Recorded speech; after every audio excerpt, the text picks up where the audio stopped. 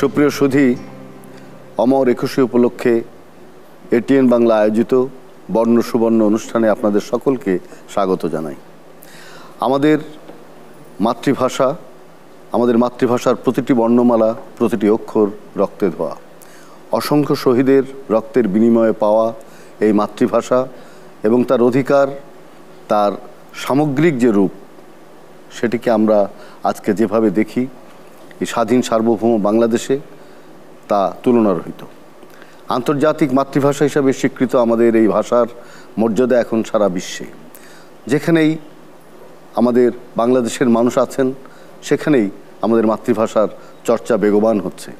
আমাদের পৃথিবীর প্রায় অসংখ্য দেশে শহীদ মিনার আমরা দেখতে পাই এবং আমাদের মাতৃভাষার প্রয়োগ, মাতৃভাষার ব্যবহার এবং তার ব্যুৎপত্তি এবং তার সম্ভাবনা নিয়ে আজকে আমরা এখানে আলোচনা করতে চাই।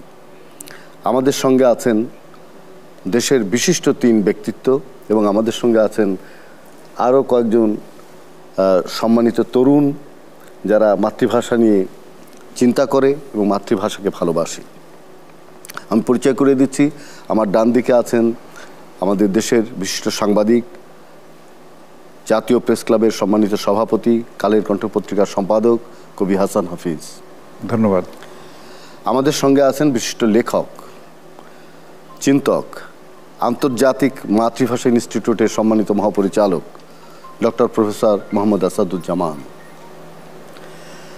আমাদের সঙ্গে আছেন প্রযুক্তি বিশেষজ্ঞ ও লেখক মোহাম্মদ শামীমুজ্জামান।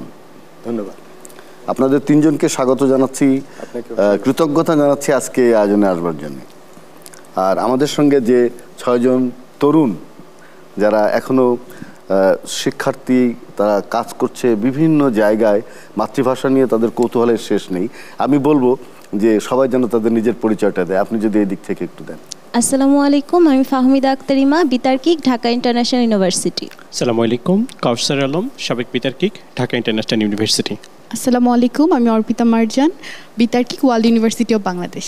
আমি প্রিয়া দেব, বিতার্কিক, প্রাইম এশিয়া বিশ্ববিদ্যালয়। আমি মুন্না হুসাইন, বিতার্কিক, স্টেট ইউনিভার্সিটি অফ বাংলাদেশ। আমি কায়ুম কাফি, সভাপতি, শেরে বাংলা কৃষি বিশ্ববিদ্যালয় ডিবেটিং সোসাইটি এবং বাংলাদেশ বেতারের তারুণ্যের কৃষি অনুষ্ঠানের উপস্থাপক। আপনাদের ৬ জনকে অসংখ্য ধন্যবাদ। আমরা যখন আমাদের সম্মানিত অতিথিরা আলোচনা করবেন, সেই আলোচনার পরিপ্রেক্ষিতে আপনারা তাদেরকে যে কোনো প্রশ্ন করতে পারেন। আমি প্রথমে যাচ্ছি কবি হাসান হাফিজের কাছে। পৃথিবীর সব ভাষার সাহিত্য এবং তার চিত্রকলা, শিল্পকলা সব মিলিয়েই একটা সংস্কৃতি গড়ে ওঠে, একটা ঐতিহ্য গড়ে ওঠে।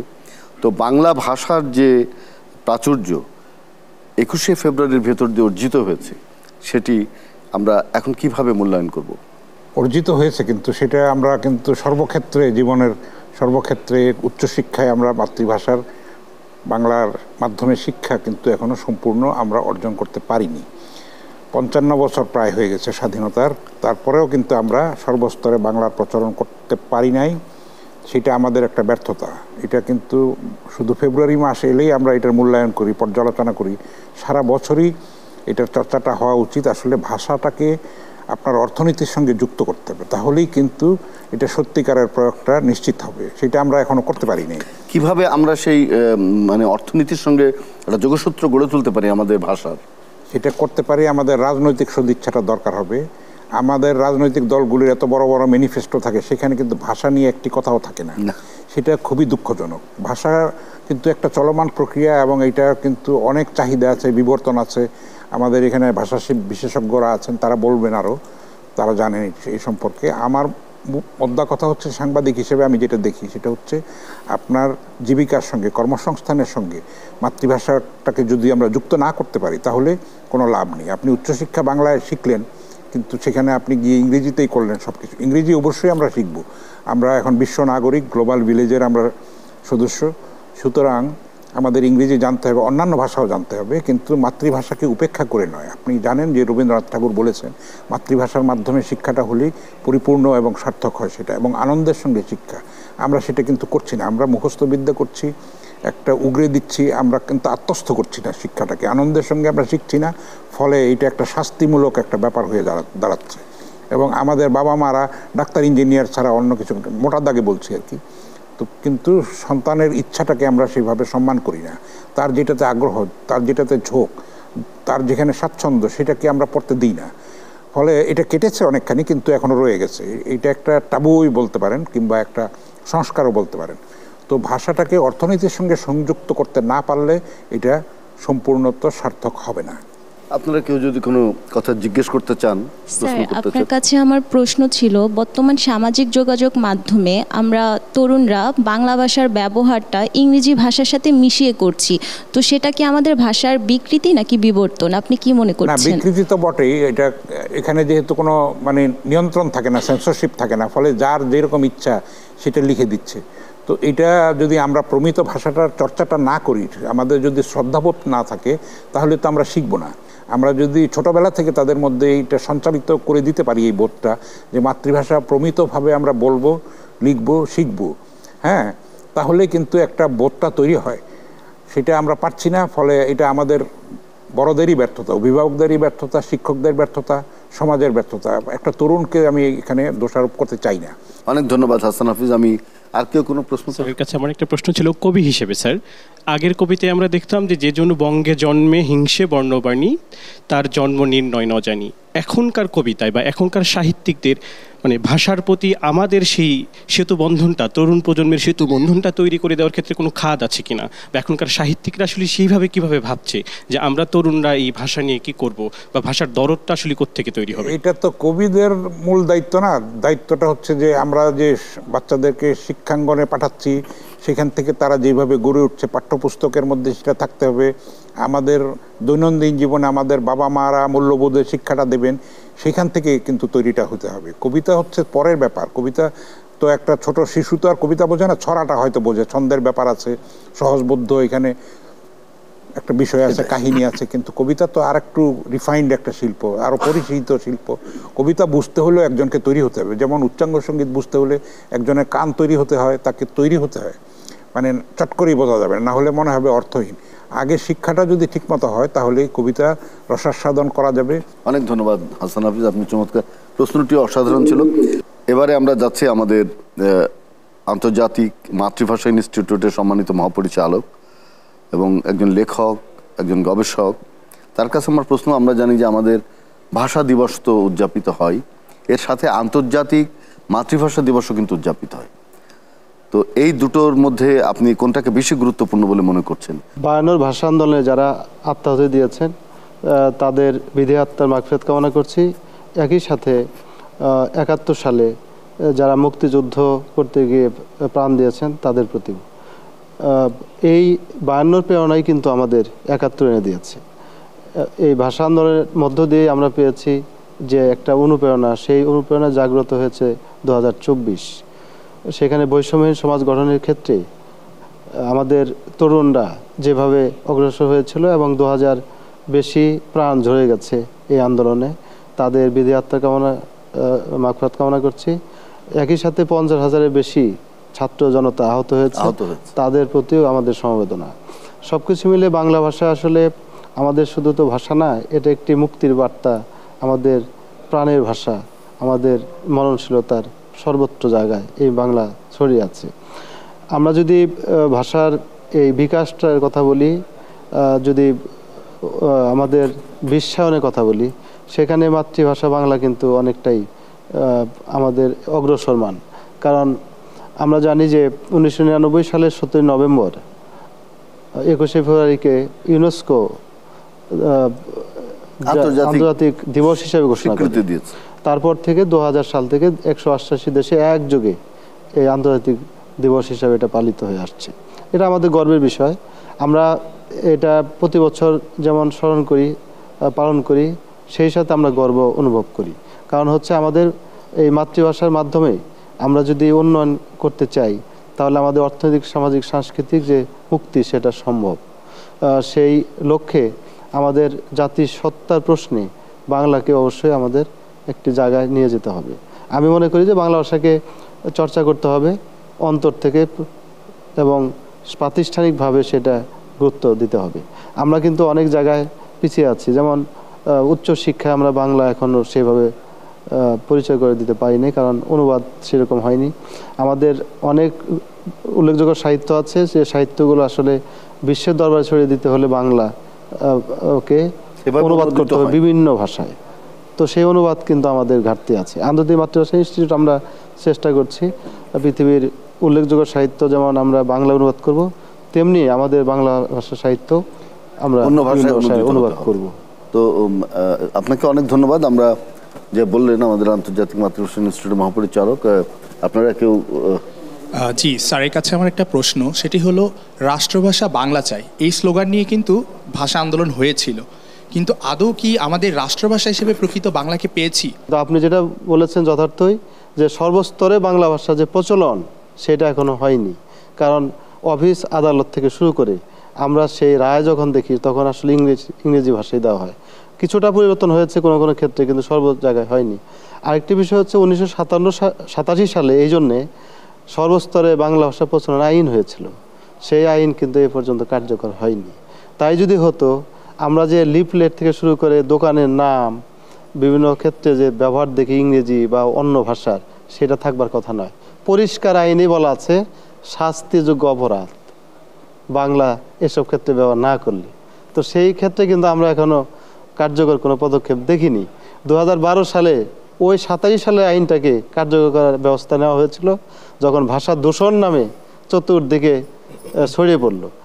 2014 সালেও সেই আইন আবার অনুশীলন হয়েছে, কিন্তু বাস্তব আসলে এখন আমরা প্রায়োগিক জায়গাটা কম। কিন্তু এখানে আমি বলবো যে আমরা যারা ভাষা ব্যবহার করি অথবা আমরা যারা পড়াই তাদেরও একটা গুরুত্ব আছে, আমরা যারা লিখি তাদের গুরুত্ব আছে। তাদের মাধ্যমেই কিন্তু এই বাংলা ভাষাকে প্রয়োগ করতে হবে। শুধু কাগজে কলমে দিলে হবে না, আমাদের মনের মধ্যে বাংলার প্রতি ভালোবাসা থাকতে হবে। মাতৃভাষার প্রতি ভালোবাসা না থাকলে সম্ভব না। অন্য ভাষা আমি শিখবো, তাতে কোনো সমস্যা নেই। ওই রবীন্দ্রনাথের সেই কথাই, আগে চাই বাংলা ভাষার গাঁথুনি, তারপর ইংরেজি শেখার পত্তন। এইটা যদি আমরা মনে ধারণ করি তাহলে আর সমস্যা থাকে না। অনেক ধন্যবাদ ডক্টর আসাদুজ্জামান। আর কেউ প্রশ্ন করবেন? ধন্যবাদ স্যার। স্যার, আপনি একটু আগে বললেন যে সর্বস্তরে যে ভাষার যে প্রয়োগটা ওটা আমরা এখনো করতে পারিনি। আমরা যদি একটু ছোট করে যদি উদাহরণ দিই, আমরা আঞ্চলিক যে ভাষাটা এখনো কিন্তু তার মধ্যে আঞ্চলিকতা ভেদে কিন্তু আমাদের দেখা যায় যে অনেক ভাষার বৈষম্য হচ্ছে দেখা যাচ্ছে। তো এই জায়গায় হচ্ছে আমার প্রশ্নটা হচ্ছে স্যার, এই জন্য এটা আমরা কিভাবে হচ্ছে এই জায়গা থেকে বের হয়ে আসতে পারবো, বা এই জন্য কোনো ভাষা নীতি প্রণয়ন করা যায় কি না? প্রমিত ভাষা আঞ্চলিক ভাষার মধ্যে কোনো বিরোধ নেই। বিরোধটা হচ্ছে আমি যখন পবিত্র ভাষা ব্যবহার করছি, একই সাথে কন্টেক্সচুয়াল ব্যবহার, কোথায় আমি পবিত্র ভাষা ব্যবহার করবো, কোথায় আঞ্চলিক ব্যবহার করব, সেইটা আমরা অনেক সময় গুলিয়ে ফেলি। আমি যদি এখন এই জায়গায় আমার আঞ্চলিক ভাষায় কথা বলে অনেকে বুঝবেন না, সেই জন্যই পবিত্র ভাষার উদ্ভব হয়েছে। আঞ্চলিক ভাষা নিয়ে কারো কোনো সমস্যা হয় নাই। সমস্যা যেটা আপনি বলছেন, ভাষার নীতিটা দরকার। ভাষা নীতি, ভাষা পরিকল্পনা, এটি সরকারিভাবে এটা প্রচলন করা দরকার। তার আগে দরকার হচ্ছে ভাষা কমিশন। পৃথিবীর বিভিন্ন দেশে ভাষা সংক্রান্ত যত সমস্যা ভাষা কমিশনের মাধ্যমেই সমাধান হয়। আমাদের দেশে এখন পর্যন্ত ভাষা কমিশন গঠিত হয়নি। আমি মনে করি আজকে 21-এ যে আমরা কথা বলছি, 21 নিয়ে, মাতৃভাষা নিয়ে, বাংলা নিয়ে, এবং অন্যান্য ভাষার প্রতি আমরা শ্রদ্ধা জানাই। বাংলাদেশে বাংলা সহ 41টি মাতৃভাষা আছে, তাদের প্রত্যেকটা ভাষার গুরুত্ব সমান, সেই ভাষাকেও আমরা সামনে আনতে চাই। কাজেই এই যে ভাষা কমিশনের মাধ্যমে ভাষা নিতে হবে, ভাষা পরিকল্পনা হবে, তাহলে আমাদের ভাষা সংক্রান্ত সমস্যা সমাধান হবে। অনেক ধন্যবাদ, অসাধারণ করে আপনি বললেন। আমরা বিষয়টা নিশ্চয়ই তরুণরা এইভাবেই আমরা যদি ভাবি তাহলে আমাদের সমস্যাগুলো আস্তে আস্তে সমাধান হবে। আমি যাচ্ছি আমাদের মোহাম্মদ শামীমুজ্জামানের কাছে। তিনি আমাদের একজন প্রযুক্তি বিশেষজ্ঞ এবং গবেষক। আমাদের ভাষায় বিজ্ঞান এবং প্রযুক্তির ব্যবহার সেটা কতটা আমরা করতে পেরেছি এবং সেটা বর্তমান অবস্থাটাই বা কি? 21-এর চেতনা তো আমরা ধারণ করে চলে এসেছি, তাই না? এবং স্বাধীনতা তারপরে এবং তার পরবর্তীতে আমরা এগোচ্ছি বাংলা এবং বাংলাকে প্রযুক্তির মধ্যে ঢোকানোর প্রচেষ্টা নিয়ে। তো 21-এর চেতনাকে আমাদের বেসিক্যালি একটু বাড়াতে হবে এবং সেখানে জ্ঞানের স্বাধীনতাটাকে আমাদের কাছে নিয়ে আসতে হবে। তো যখন আমরা জ্ঞানের স্বাধীনতাকে আমরা ধারণ করতে পারবো, তখন বিজ্ঞান ও প্রযুক্তির আরও ব্যাপ্তি ঘটবে। আমরা যদি পুরো পৃথিবীর বড় বড় বিজ্ঞানীদের দিকে তাকাই, তাহলে আমরা দেখব যে তারা তাদের নিজের ভাষায় আগে পুরো জিনিসটা অনুধাবন করেছেন, বুঝেছেন, বোঝার পরে তারপরে তারা তাদের মতামতটা তারা সিদ্ধান্তে এসে পৌঁছেছেন এবং সেই সিদ্ধান্তটা পরে প্রযুক্তিতে গেছে এবং সেই প্রযুক্তি আমাদের সবার হাতে বাজারে চলে এসেছে।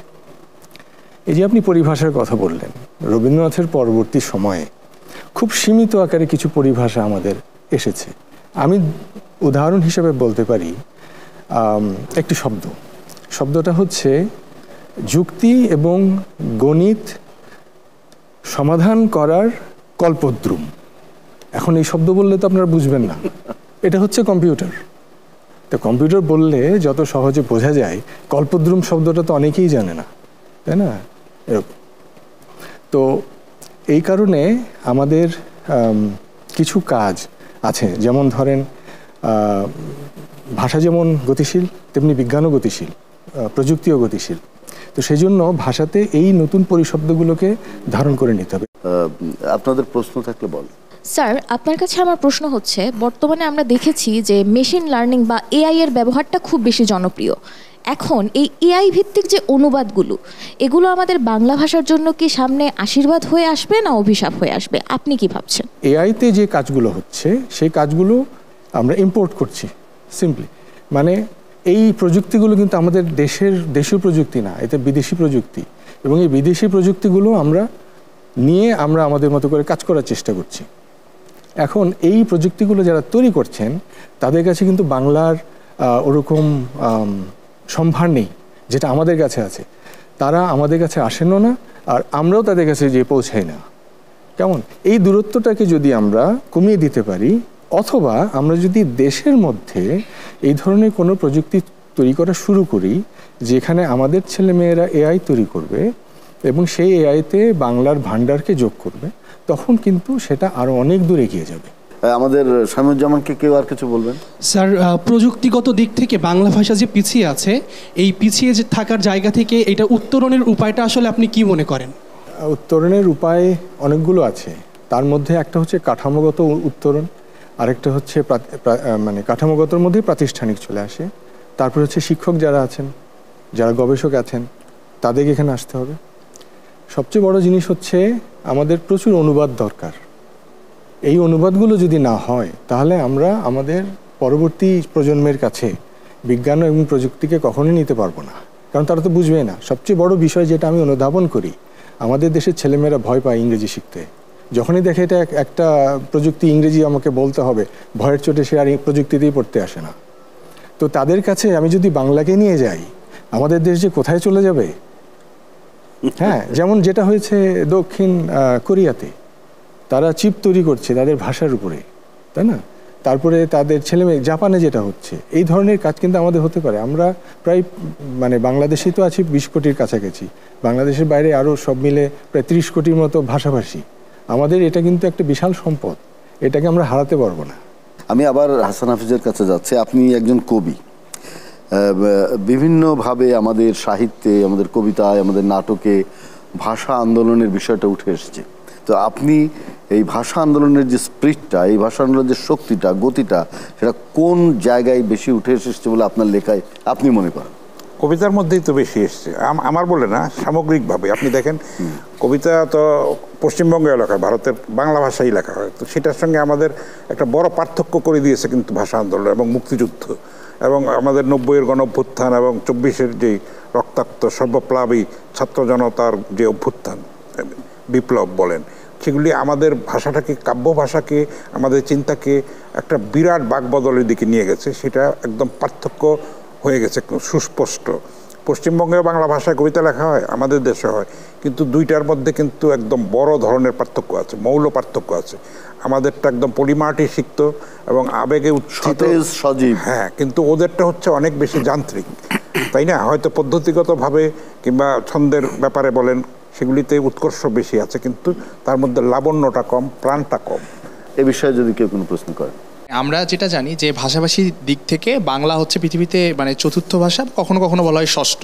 তো এই বাংলা ভাষাকে কতটা শক্তিশালী করা হয়েছে বলে আপনার কাছে মনে হয় যে আমরা যখন কোনো আমরা তো বেশিরভাগ প্রযুক্তি, ধরেন একটা মোবাইল ফোনে আমরা বাহির থেকে আমদানি করে নিয়ে আসি, তো এখানে যখন আমরা ব্যবহার বিধিটা দেখি তখন কিন্তু আপনি ইংরেজি, আপনি জাপানিজ, চাইনিজ ভাষা দেখেন, কিন্তু বাংলা ভাষা কিন্তু আমি এখানে দেখি না।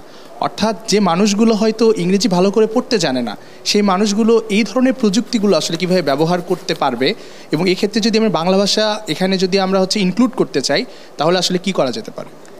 সেটা তো ভাষাটাকে ভালোবাসতে হবে সবচেয়ে বেশি, তাহলেই কিন্তু প্রযুক্তি, আপনার চাহিদাই কিন্তু, necessity is the mother of invention বলা হয়। আপনার যখন প্রয়োজন হবে তখন আপনি কিন্তু আবিষ্কার করবেন। উনি বললেন বাংলা ভাষায় এটা করা সম্ভব, এত বড় শক্তি, 30 কোটি যদি ভাষাভাষী হয় সারা পৃথিবীতে, তো সেটা কিন্তু বিজ্ঞানের মধ্যে, প্রযুক্তির মধ্যে আনতেই হবে যে কোনো মূল্যে, এবং এটাকে মডিফাই করতে হবে, এটা ইম্প্রোভাইজেশন করতে হবে, ভাষাটাকে ইউনিকোডে আনতে হলে, মানে সবার কাছে পৌঁছানোর জন্য, বোধগম্যতা তৈরি করার জন্য। তো এখানে অনেক বড় কাজ করার আছে এবং এখানে আমাদের তারুণ্য বড় অবদান রাখতে পারে। এবং আপনি যেটা বলছিলেন হাসান ভাই, যে আমরা অর্থনৈতিক শক্তির সঙ্গে ভাষাটাকে যুক্ত করব, তখনই কিন্তু যুক্ত হবে, তখন বাধ্য হবে, আর বাধ্য হবে, এবং এটা একটা অর্থনৈতিক ভাষা, তখন সবাই এটা শিখবে। আইন আছে সুন্দর সুন্দর, কিন্তু প্রয়োগ নাই। আমাদের মধ্যে একটা হীনমন্যতাও আছে, আসলে রক্তের মধ্যে মজ্জাগত আমাদের একটা দাসত্ব, একটা এত বছর আমরা শাসিত হয়েছি নানানভাবে, ব্রিটিশ দ্বারা, পাকিস্তান দ্বারা, তারপরে আরো এই স্বাধীন বাংলাদেশ, মোগল আমলে তো কিন্তু ফলে আমরা এইটার থেকে ভাঙতে পারি না। ভাঙতে হবে, কিন্তু সৃষ্টির জন্য ভাঙনটা প্রয়োজন। তাহলে আমরা একটা বড় ধরনের নতুন বৈপ্লবিক একটা চিন্তার একটা আমরা বিস্ফোরণ চাই, প্রযুক্তিগত বিস্ফোরণ চাই, যেটা ভাষার উৎকর্ষটাকে আরও অনেক উঁচুতে নিয়ে যাবে।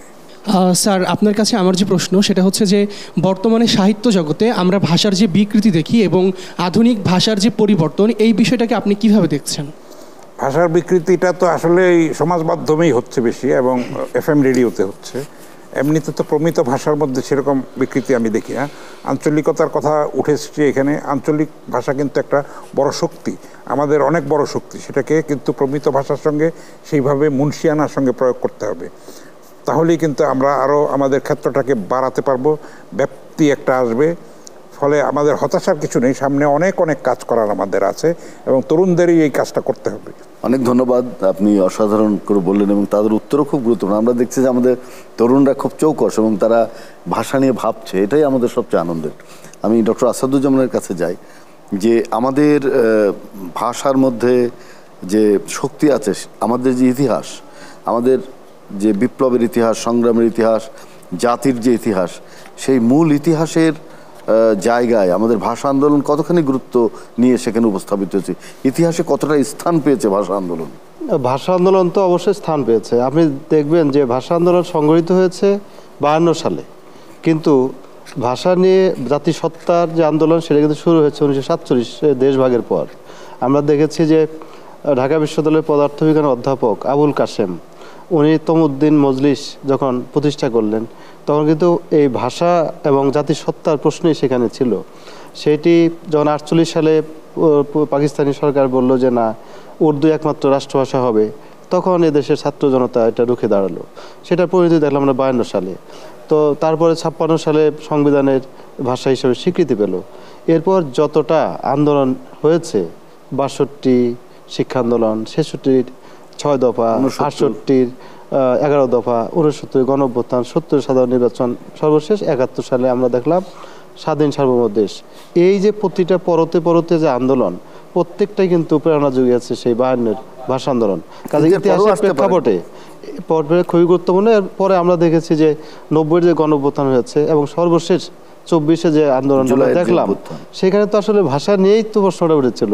একটা মাত্র শব্দের জন্যই কিন্তু একটা পালাবদল হয়ে গেল। আমাদের ভাষা আন্দোলন, আমাদের ভাষা সবসময় ইতিহাসে সারথি হয়েছে এবং শক্তিশালী ইতিহাসের প্রতিটা পরতে পরতে বা পর্বে স্থান পেয়েছে। এবং আমি মনে করি যে বাঙালি জাতির যে মানে সামগ্রিক ইতিহাস, সেখানে আপনি যে মধ্যযুগে যান, সেখানে দেখবেন যে সেখানে তখন থেকে কিন্তু না, আমি আরো আগে যাব। সেটা হলো আজ থেকে প্রায় 3500 বছর আগে, যখন আর্যরাই এই ভারতীয় মহাদেশে আসলো, তখন তো আমাদের একটা আলাদা জাতিসত্তা ছিল, যেটা দ্রাবিড়, অস্ট্রো এশিয়াটিক।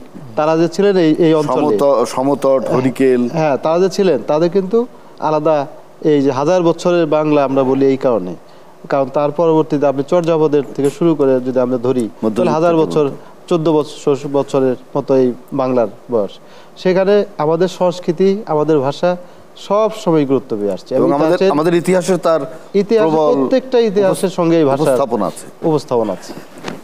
ধন্যবাদ স্যার। আপনার কাছে আমার প্রশ্ন, আপনি একটু আগে আলোচনায় বলছিলেন যে আমাদের 41টি কথিত মাতৃভাষা আছে, তো আন্তর্জাতিক মাতৃভাষা ইনস্টিটিউটের মহাপরিচালক হিসেবে আপনার কাছে জানতে চাচ্ছি এই 41টি ভাষার মধ্যে মাত্র 8টি ভাষার বর্ণমালা আমাদের সংরক্ষণ করা আছে, বাকি 33টি ভাষার বর্ণমালা সংরক্ষিত নেই বা বর্ণমালাই নেই। তো এটা কি আপনারা আপনাদের ব্যর্থতা দেখছেন নাকি সময়ের প্রয়োজনে ভাষাগুলো হারিয়ে যাচ্ছে অথবা 14টি ভাষা হারিয়ে গিয়েছে? সফলতার বিষয় না, প্রথম কথা হচ্ছে এটা মাতৃভাষা বাংলা সহ আমি বলেছি 41টি ভাষা আছে আমাদের দেশে, 50টি ক্ষুদ্র নৃগোষ্ঠী বলা হয়। এই যে 40টি ক্ষুদ্র নৃগোষ্ঠী, তাদের মধ্যে 14টি ভাষা বিপন্ন অবস্থায় আছে, 8টি ভাষা তো তাদের লিপি আছে আর কি, বর্ণমালা আছে, কিন্তু 14টি ভাষা বিপন্ন অবস্থায় আছে। এই বিপন্ন ভাষাগুলোকে আমরা গবেষণার চেষ্টা করছি। আন্তর্জাতিক মাতৃভাষা ইনস্টিটিউটের প্রধান কাজ হচ্ছে ভাষা গবেষণা করা, ভাষা সংরক্ষণ করা। আমরা দেখেছি যে অধিকাংশ ভাষা যে হারিয়ে যাচ্ছে, এ ভাষা হারানোর পেছনে হলো ওই ভাষীরা এই ভাষা ব্যবহার করতে চাচ্ছেন না। ইতিমধ্যে যে কথাটা হলো যে জ্ঞান অর্থনীতির সাথে যেমন সম্পর্ক আছে, ভাষা অর্থনীতির একটা প্রক্রিয়া আছে। আমি যদি আমার ভাষাটা ব্যবহার করে যদি চাকরি পাই, তাহলে আমি ওই ভাষাটা শিখব। আমি তো ইংরেজি ভাষা শেখার কথা না, আমার মাতৃভাষা বাংলা, আমি সাবলীলভাবে বাংলা বলতে পারি, ইংরেজিকে আমি ওইভাবে বলতে পারি না, আমাকে শিখতে হয়। তাহলে যে ভাষা শিখতে এত কষ্ট করে, সেটা আমরা কেন শিখি? কারণ আমরা জানি এটা শিখলে চাকরি পাওয়া যাবে, দেশ বিদেশে আমি যেতে পারবো ভালোভাবে। কাজে এই ক্ষুদ্র নৃগোষ্ঠী যারা আছে, তাদের ভাষাগুলো তারা নিজেরাই এই প্রজন্ম ব্যবহার করতে চাচ্ছে না। কারণ কি, তারা যখন বাইরে ব্যবহার করে তখন ঠাট্টার তামাশার পাত্র হয়, অন্যরা বোঝে না। এই ভাষা পড়লে স্কুলে গিয়ে তার মাতৃভাষায় পরীক্ষা দিতে পারে না, পড়তে পারে না, কোনো চাকরি পায় না। কাজেই তাকে বৃহত্তর যে ভাষা বাংলা অথবা অন্য ভাষা শিখতে হয়। এই কারণেই তাদের ভাষার এই অবস্থায় আছে। আর আমরা যেটা করছি আন্তর্জাতিক মাতৃভাষা ইনস্টিটিউট থেকে, বিভিন্ন ভাষাগুলো নথিবদ্ধ করা, সংরক্ষণ করা এবং পুনর্জীবন করা, একই সাথে বিভিন্ন ভাষার এই যে লিপি তৈরি করা। আমাদের আন্তর্জাতিক মাতৃভাষা ইনস্টিটিউটে লিখন রীতি আর্কাইভ আছে, সেখানে 193টি দেশের লিপি উল্লেখ আছে। তো আমরা আরও ভবিষ্যতে বাংলাদেশে যে ভাষাগুলো আছে সেই ভাষাগুলো নিয়ে আমরা কাজ করব। সেই লিপি তৈরি করা একটু খুবই কঠিন কাজ, এটা ভাষাতাত্ত্বিক এবং এই সমাজের লোকজনের সেখানে উপস্থিতি দরকার। এবং একই সাথে যদি আমি এই ভাষাটাকে আন্তর্জাতিক পর্যায়ে দিতে চাই, তাহলে অবশ্যই সেখানে অনুবাদ প্রয়োজন হবে। এতক্ষণ যে কথাটা আপনারা বললেন, এই অনুবাদের ক্ষেত্রে তো আরও অনেক ধরনের সমস্যা আছে। সেই সমস্যাগুলো উতরিয়ে এই ভাষাগুলো লিপিবদ্ধ করাও কঠিন কাজ। সেই কঠিন কাজটা হয়তো আন্তর্জাতিক মাতৃভাষা ইনস্টিটিউট করবে ভবিষ্যতে। অনেক ধন্যবাদ স্যার। আপনার কাছে আমার প্রশ্ন ছিল, আমাদের বাঙালিদের একটা দাবি ছিল, আমরা জানতাম যে আমরা জাতিসংঘের দাপ্তরিক ভাষা হিসেবে বাংলা ভাষাকে স্বীকৃত করব। এখন স্যার এই দাবিটা মানে কিভাবে হচ্ছে কি আমরা পূরণ করতে পারি, বা এখনো কেন এটা হয়নি? প্রথম কথা হচ্ছে যে এই দাবিটা করতে হবে রাষ্ট্রীয়ভাবে। জাতিসংঘের 6টি ভাষা কিন্তু দাপ্তরিক ভাষা হিসেবে প্রচলিত আছে। এই ভাষাগুলো যদি আপনারা দেখেন, প্রত্যেকটা ভাষা শক্তিশালী। একটি কথা আছে যে ভাষা গরিব, তার মানে হচ্ছে যারা ব্যবহার করে ভাষা তারা গরিব, ভাষা তো আর নিজে গরিব হয় না। নিশ্চয়ই। কাজেই দাপ্তরিক ভাষা, রাষ্ট্রভাষার প্রশ্ন যখন আসে তখন, অথবা আন্তর্জাতিক ভাষা, প্রশ্নগুলোর সাথে অর্থনীতি একটা প্রচুর সম্পর্ক। এবং আপনি যখন দাপ্তরিক ভাষা হিসেবে আপনি ওটা প্রচলন করবেন, তখন কিন্তু একটা বড় খরচ আছে। সেই খরচটা বাংলাদেশ মানে দিতে পারবে কিনা সেটাও একটা ব্যাপার। সব কিছু মিলে আসলে ওইখানে নানা ধরনের বাধা বিপত্তি আছে। আমাদের দেশে কিন্তু গত 20 বছর যাবৎ বিশেষ করে এই প্রশ্নটা বারবার এসছে যে আমরা কেন এখনো দাপ্তরিক ভাষা হিসেবে বাংলাকে দেখতে পাই না। এই বিষয়গুলো কিন্তু তখনই অর্থনীতির প্রশ্নটা আসে। আমি এখন মোহাম্মদ শামীমুজ্জামানের কাছে যাই। এটা খুব গুরুত্বপূর্ণ প্রশ্ন, সেটি হচ্ছে যে পৃথিবীর দক্ষিণ পূর্ব এশিয়ার কথা যদি বলি কিংবা বিশ্বের উন্নত দেশের কথা বলি, জার্মান, জাপান, চীন, কোরিয়া, দক্ষিণ কোরিয়া, আরও অনেক দেশের কথা আমরা জানি যারা নিজের মাতৃভাষায় বিজ্ঞানের চর্চা করে, প্রযুক্তির চর্চা করে, এবং তারা আজকে পৃথিবীর একটা বড় শক্তিশালী দেশে রূপান্তরিত হচ্ছে এবং প্রযুক্তি শেখার ক্ষেত্রেও প্রযুক্তি তার নিজের ভাষায় শেখার ক্ষেত্রেও তারা এগিয়ে আছে। তো আমরা কেন মানে পিছিয়ে আছি, মানে মূল বাধাটা কোথায়? মূল বাধা আসলে আমরা নিজেরাই, কারণ আমাদের নিজেদের ভেতর থেকে উদ্যোগটা নেই। আমরা যদি এই সমস্ত দেশের দিকে তাকাই, আমরা কি দেখব? তাদের নিজস্ব পরিকাঠামো আছে, তারা আজ থেকে 100 বছর পরে কি হবে সেইখানে প্রযুক্তি সমাজকে কোথায় নিয়ে যাবে সেগুলো নিয়ে এখন ভাবে। আমরা কিন্তু সেটা ভাবি না, তাই না? তো তাহলে আমাদের অগ্রগতি হবে কোথায়? আমাদের 100 বছর সামনে তাকাতে হবে। আমরা ভাষাকে কিভাবে ব্যবহার করব, প্রযুক্তির সঙ্গে সমন্বয় করব, আমাদের মাতৃভাষার রূপটা কেমন হবে এবং এটা কিভাবে আরো বেশি সাংকেতিক হয়ে উঠবে কিনা, কিভাবে আমরা আমাদের বিজ্ঞান চর্চা এটা কাজে লাগাবো, অবশ্যই সেই ভাবনাটা একটা আমি জানি যে আন্তর্জাতিক মাতৃভাষা ইনস্টিটিউট ইতিমধ্যে কিছু কাজ শুরু করেছে এবং আমাদের বিলুপ্ত ভাষাগুলোকে উদ্ধারের, আমাদের জাতিসত্তাকে সংরক্ষণের কাজ করছে, সেটা খুবই গুরুত্বপূর্ণ। আমি কোনো প্রশ্ন থাকলে করবেন। স্যার, আপনার কাছে আমার প্রশ্ন, এ পর্যন্ত আমাদের বাংলা ভাষার যে পরিমাণ বিকৃতি বিবর্তন হচ্ছে, তো আমরা যদি ভবিষ্যতের কথা চিন্তা করি, ভবিষ্যৎ প্রজন্ম কি বাংলা ভাষাকে একটি পুরনো ইতিহাস হিসেবে মনে করবে, নাকি আমাদের বাংলা ভাষাও তখন প্রযুক্তির সাথে তাল মিলিয়ে চলতে পারবে? আমাদেরকে একটু ইতিহাস দেখতে হবে। এই যে উনি বললেন যে আমাদের বাংলা ভাষার বয়স হচ্ছে 1400 বছর, 1400। তো শুরু হয়েছিল এই এলাকায় বসবাসকারী বৌদ্ধদের হাত দিয়ে, তাই না? সেখান থেকে আমরা চর্যাপদ পেলাম, তারপরে বিবর্তন হয়েছে। সেই চর্যাপদের যে ভাষা সেগুলো কিন্তু এখন আর নেই এবং বিবর্তন হয়ে হয়ে এখন প্রমিত বাংলায় এসে পৌঁছেছে। এই বাংলাতে এখন আগ্রাসন চালাচ্ছে প্রযুক্তি, স্বাভাবিকভাবে এটা আমরা ধরে নিতে পারি।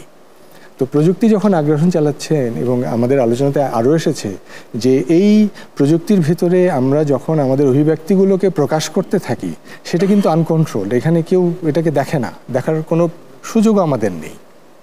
তখন কি হবে? তখন নতুন ভাষা তৈরি হবে, যেভাবে আঞ্চলিক ভাষা তৈরি হয়, তাই না? তো এটা প্রযুক্তির একটা অদ্ভুত ভাষা তৈরি হয়ে যাচ্ছে। তো এইটার থেকে আমাদেরকে কিন্তু আমরা যদি বাংলাকে, প্রমিত বাংলাকে বা বাংলার অন্যান্য আঞ্চলিক যে ভাষাগুলো আছে সেগুলোকে যদি রক্ষা করতে চাই, তাহলে আমাদের এই পুরো বিষয়টাকে প্রযুক্তির মধ্যে ঢুকিয়ে দিতে হবে। এবং এই কাজ কিন্তু বিশাল বিশাল কাজ, এটা অল্প কিছু কাজ না। এআই কিভাবে কাজ করে, এআই এর যে মডেলগুলো তৈরি করা হয়েছে, তার আগে পুরো পৃথিবীর ডেটা তাদেরকে এই প্রযুক্তিকে ঢুকিয়ে দেওয়া হয়েছে। মেশিনের পর মেশিন, মানে বড় বড় সুপার কম্পিউটারগুলোকে এখানে ব্যবহার করা হয়েছে। করার পরে তারপর প্রোগ্রাম তৈরি করা হয়েছে, সেই প্রোগ্রামকে বলে দেওয়া হয়েছে যে তুমি এখন সিদ্ধান্ত দাও। এআই তখন খুঁজে খুঁজে সব কিছু নিয়ে এসছে। শুরু হয়েছে কবে? গুগলের হাতে, সে 2008-এ। গুগল বলল যে একটা ইউটিউবে গুগলকে ছেড়ে দিয়েছে প্রোগ্রামকে, খুঁজে বের করতে বললো যে বিড়াল খুঁজে পাও কিনা। তো সে খুঁজে টুজে বিড়াল নিয়ে এসছে এবং বিড়ালের সাথে বিড়ালের মতো আর কি কি আছে সেটা নিয়ে এসছে। একটা অদ্ভুত ঘটনা ঘটে গেল। 2016 সালে এসে আরও পরিবর্তন হলো, তখন কম্পিউটারকে বললো সিদ্ধান্ত দাও। তখন থেকেই আসলে এআইয়ের পরিবর্তনটা। তো এর জন্যে তারা যে পরিমাণ বিনিয়োগ করেছে, তারা যে পরিমাণ কি বলবো প্রোগ্রামারকে সেখানে প্রোগ্রাম করার জন্য সুযোগ করে দিয়েছে এই সমস্ত বড় বড় প্রতিষ্ঠানগুলো, আমাদের দেশে কিন্তু সে ধরনের সুযোগ তৈরি হয়নি, কখনো চিন্তাই করেনি যে আমাদের জন্য এটা কত বড় একটা সুবিধা হতে পারে ভবিষ্যতের জন্য। আর কেউ?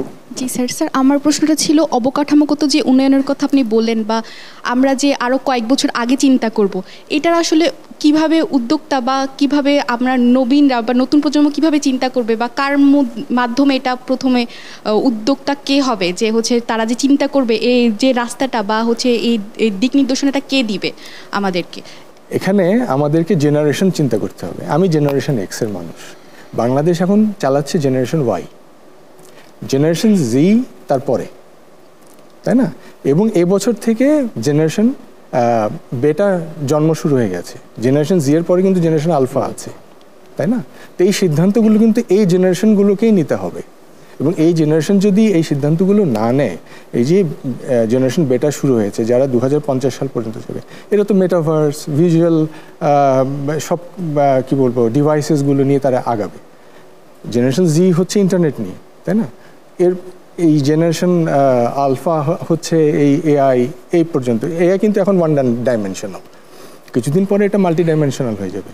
তো তো তখন এটা বেটার কাছে চলে যাবে। তো বেটা এই বাংলা ভাষাকে কিভাবে ধারণ করবে? তো এই ধারণটাকে আমাদের জেনারেশন ওয়াই, জেনারেশন জি এবং জেনারেশন আলফাকেই দায়িত্বটা নিতে হবে। দুর্দান্ত। এবং আমাদের জি জেনারেশন তো অনেক কিছু করছে সারা পৃথিবীতে, অবশ্যই তারা তো বিপ্লব ঘটিয়ে দিচ্ছে। বলা হচ্ছে এবার জুলাই আন্দোলনে জি এর কাজ। আমাদের অনুষ্ঠান একদমই শেষের দিকে আমরা চলে এসেছি। আরো অনেকক্ষণ ধরে কথা বলা যাবে, বাংলা ভাষা নিয়ে, মাতৃভাষা নিয়ে কথা বলা যাবে। আজকে আমি ধন্যবাদ দিতে চাই আমাদের কবি হাসান হাফিজ, অসাধারণভাবে বলেছেন।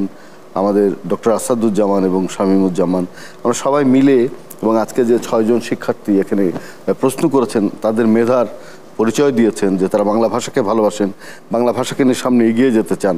এবং আমি মনে করি আমাদের অসংখ্য তরুণদের এই বিষয়ে কিন্তু এইরকম অনুষ্ঠান দরকার, যেখানে তারা প্রশ্ন করতে পারে তার প্রজন্মের কাছে কিংবা তার অগ্রজদের কাছে, এবং সেই প্রশ্নের ভেতর দিয়ে কিন্তু অনেকটা সমাধান আমরা পাবো। একটা ছোট্ট গল্প বলে শেষ করব। মাত্র 3 লক্ষ লোক কথা বলে এমন একটা ভাষার নাম হচ্ছে আভার ভাষা, সেটি হচ্ছে দাগিস্তান। তো দাগিস্তানের একজন কবির নাম হচ্ছে রাসুল হামজাতাফ, তার একটা বই আছে মাই দাগিস্তান, আমার জন্মভূমি। তো তিনি অনেক বৃদ্ধ হয়ে গেছেন, তার বয়স প্রায় 90-এর মতো, মৃত্যু শয্যায় চলে যাচ্ছেন। তো তিনি সারা পৃথিবীতে অনুদিত হয়েছেন, অনেকে চেনে, রুশ প্রজাতন্ত্রের অধীনে আগে ছিল এই দেশটি। তো উনি যখন মৃত্যু শয্যায় যাবেন, তার আগে বেশ কিছু সাংবাদিক এসে ওনাকে অনেক প্রশ্ন করলো। এক সাংবাদিক প্রশ্ন করলো যে, আচ্ছা কবি রাসুল হামজাতাফ, আপনি তো অনেক জনপ্রিয়, সারা পৃথিবীতে আপনার কবিতা পড়া হয়, তা আপনার শেষ ইচ্ছা কি? তিনি বললেন যে, আমার ভাষার নাম হচ্ছে আভার ভাষা।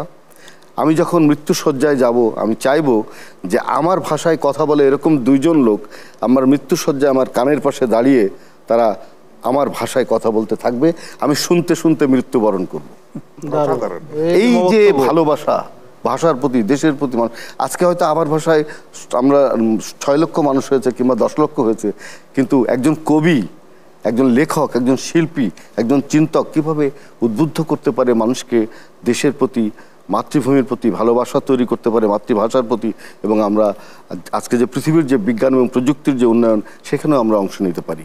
আমি মনে করি যে আমাদের 20 কোটি মানুষের চেয়েও এত বেশি মানুষ পরিসংখ্যান করলে দেখা যাবে মাতৃভাষার চর্চাকে আমাদের বাড়াতে হবে, ভাষাকে আরও বিজ্ঞানময় করে তুলতে হবে, আরও প্রযুক্তি বান্ধব করতে হবে, এবং ভাষাকে যেন আমরা বিকৃত না করি, এবং আমার জন্য হীনমন্যতা বোধ না থাকে এই ভাষা ব্যবহারের ক্ষেত্রে। এই কথাগুলি বলে আজকের এই আয়োজন, আমরা বর্ণসুবর্ণ এই আয়োজন এখানেই শেষ করছি। সুপ্রিয় সুধী দর্শক, আপনারা যারা এতক্ষণ আমাদের সঙ্গে ছিলেন, সকলের প্রতি অনেক অনেক কৃতজ্ঞতা জানাই, ভালোবাসা জানাই এটিএন বাংলার পক্ষ থেকে।